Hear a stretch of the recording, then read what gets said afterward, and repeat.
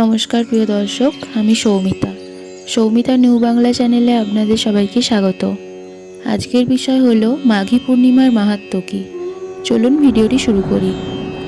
মাঘী পূর্ণিমা একটি গুরুত্বপূর্ণ ধর্মীয় উৎসব, যা হিন্দু ও বৌদ্ধ উভয় ধর্মের জন্য বিশেষ তাৎপর্য বহন করে। এটি বাংলা বর্ষপঞ্জির মাঘ মাসের পূর্ণিমা তিথিতে পালন করা হয়।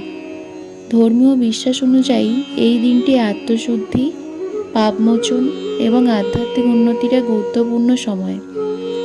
বৌদ্ধ ধর্মে এটি মাঘ দিবস বা মাঘী পূর্ণিমা নামে পরিচিত। এই দিনে গৌতম বুদ্ধ তার বিশাল শিষ্য সমাবেশে ধর্মদেশনা প্রদান করেছিলেন। হিন্দু ধর্মে এই পূর্ণিমা তিথি পবিত্র গঙ্গা স্নান, দান ও উপবাসের জন্য বিখ্যাত। হিন্দু পুরাণ অনুযায়ী এই দিন বিষ্ণু ও শিবের বিশেষ পূজা করা হয় এবং গঙ্গা স্নান করলে পাপ মুক্তি ঘটে। অন্যদিকে বৌদ্ধ ধর্মের জন্য এই দিনটি গৌতম বুদ্ধের এক গুরুত্বপূর্ণ শিক্ষা প্রদানের স্মরণে পালিত হয়। হিন্দু ধর্মগ্রন্থে উল্লেখ রয়েছে যে মাঘ মাসের পূর্ণিমা তিথিতে গঙ্গা স্নানের প্রচলন বহু প্রাচীনকাল থেকে। বেদ, পুরাণ ও মহাভারতে এই দিনের বিশেষ গুরুত্ব সম্পর্কে বহুবার উল্লেখ পাওয়া গেছে। বিশ্বাস করা হয় মাঘী পূর্ণিমার দিন গঙ্গা, যমুনা, নর্মদা ও অন্যান্য পবিত্র নদীতে স্নান করলে সকল পাপমোচন হয় এবং আত্মশুদ্ধি লাভ করা যায়। হিন্দু পুরাণ অনুসারে এই তিথিতে দেবতারা স্বর্গ থেকে গঙ্গা জলে স্নান করতে আসেন। এজন্য এই দিনটি গঙ্গা স্নান করা অত্যন্ত পুণ্যজনক বলে মনে করা হয়। প্রাচীন কিংবদন্তি অনুসারে সত্য ও ধর্মের প্রতি অবিচল থাকার জন্য পরিচিত রাজা হরিশ্চন্দ্র মাঘী পূর্ণিমার দিন গঙ্গা নদীতে স্নান করেছিলেন এবং কঠোর তপস্যার মাধ্যমে ঈশ্বরের কৃপা লাভ করেছিলেন। তার আদর্শ অনুসরণ করে বহু ভক্ত এই দিনে উপবাস ও দান করেন। হিন্দু ধর্মে বিশ্বাস করা হয় যে এই দিনে বিষ্ণু ও শিবের বিশেষ আরাধনা করলে জীবনের সকল দুঃখ কষ্ট দূর হয়। তাই ভারত ও বাংলাদেশের বিভিন্ন অঞ্চলে মাঘী পূর্ণিমা উপলক্ষে শিব ও বিষ্ণু মন্দিরে বিশেষ পূজাযজ্ঞের আয়োজন করা হয়।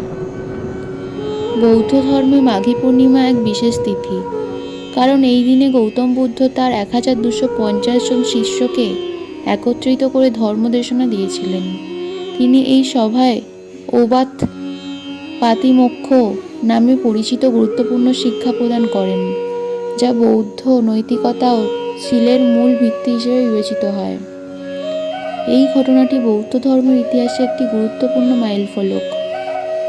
এর 3টি মূল উপদেশের উপর ভিত্তি করে ছিল: সব পাপ কর্ম থেকে বিরত থাকা, সকল সৎকর্ম করা, নিজের মনকে শুদ্ধ রাখা।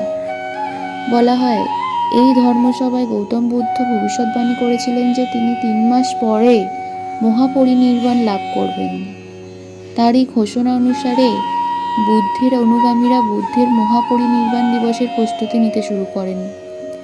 বৌদ্ধ ধর্মে এই দিনটিকে শীল, সমাধি ও প্রজ্ঞার প্রতীক হিসেবে বিবেচনা করা হয়। তাই মাঘী পূর্ণিমার দিন বৌদ্ধ ভিক্ষুরা ধ্যান, উপবাস ও দান কর্মে নিজেদের নিয়োজিত রাখেন। প্রাচীন ভারতে মাঘী পূর্ণিমা উপলক্ষে বিভিন্ন তীর্থস্থান, বিশেষ করে গঙ্গা ও যমুনার তীরে বিশাল ধর্মীয় মেলা বসত। বহু তীর্থযাত্রী এই দিনে বিশেষ পূজা ও যজ্ঞে অংশ নিতেন। বাংলাদেশ ও পশ্চিমবঙ্গে মাঘী পূর্ণিমা দীর্ঘদিন ধরে পালিত হয়ে আসছে।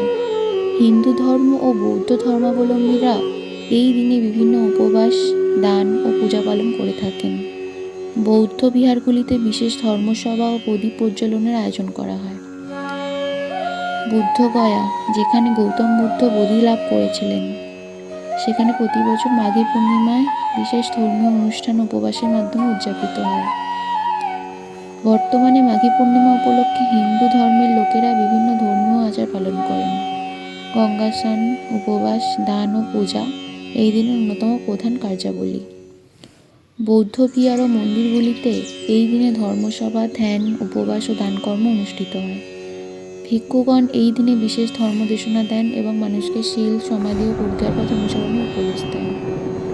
ভারত, বাংলাদেশ, নেপাল, শ্রীলঙ্কা, থাইল্যান্ড, মায়ানমার বিভিন্ন দেশে মাঘী পূর্ণিমা অত্যন্ত শ্রদ্ধার সাথে পালিত হয়। মাঘী পূর্ণিমা শুধুমাত্র একটি ধর্মীয় উৎসব নয়, এটি আত্মশুদ্ধি, সংযম, দান ও ধর্মচর্চার এক মহৎ সুযোগ। এটি হিন্দু ও বৌদ্ধ উভয় সম্প্রদায়ের জন্য গভীর তাৎপর্যপূর্ণ এবং আধ্যাত্মিক মুক্তির বার্তা বহন করে। এই দিনটি আমাদের মনে করিয়ে দেয় যে সৎকর্ম, ধর্মাচরণ ও আত্মশুদ্ধির মাধ্যমে আমরা আমাদের জীবনকে উন্নত করতে পারি। প্রিয় দর্শক, ভিডিওটি কেমন লাগলো কমেন্ট করে জানাবেন। আর লাইক, কমেন্ট, শেয়ার, সাবস্ক্রাইব করে আমাদের পাশে থাকবেন, আমার চ্যানেলটিকে সাপোর্ট দিয়ে যাবেন। আর পরবর্তী ভিডিও দেখতে